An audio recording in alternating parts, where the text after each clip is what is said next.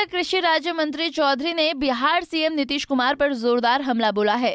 उन्होंने कहा कि बिहार में शराबबंदी फेल है और उनके कार्यकर्ता गांव-गांव, घर-घर शराब पहुंचा रहे हैं।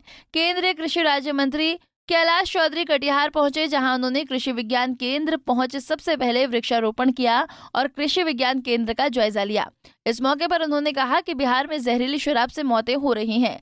इन शराब की नीति को सही तरीके से लागू होना चाहिए। बिहार में शराब की तस्करी हो रही है, इसमें सरकार की नाकामी झलकती है। बीजेपी का क्या स्टैंड है इस पर?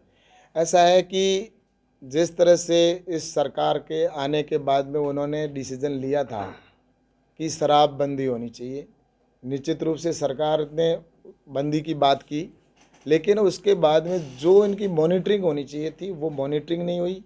इन्हीं के लोग, इनके ही कार्यकर्ता जिस तरह से शराब बाहर से लाकर और इनके गांव-गांव के अंदर पहुंचाने के बाद में ये स्पष्ट हो जाता है कि यहाँ पर सरकार इस शराब को जिस तरह से कालाबाजारी और दूसरी जगह से जो लाकर यहाँ के तस्कर के रूप में कह सकते हैं, जो यहाँ पर शराब गांव-गांव में पहुंचाने का काम कर रहे हैं, तो इसमें भ्रष्टाचार है। और निश्चित रूप से अगर उस समय शराब की ये नीति निर्धारित की गई थी तो उसके बाद में उनको इम्प्लीमेंट होना चाहिए था, लेकिन आज दिन तक उसको इम्प्लीमेंट नहीं किया और जिसका खामियाजा यहाँ की महिलाओं को भुगतना पड़ रहा है, यहाँ के पुरुषों को भुगतना पड़ रहा है। और जहाँ तक ये शराब जहरीली भी लोगों तक पहुँच रही है, तो इसके पीछे मैं सोचता हूँ कि निश्चित रूप से सरकार की नाकामियाँ रही है, बिहार सरकार की पूर्ण रूप से।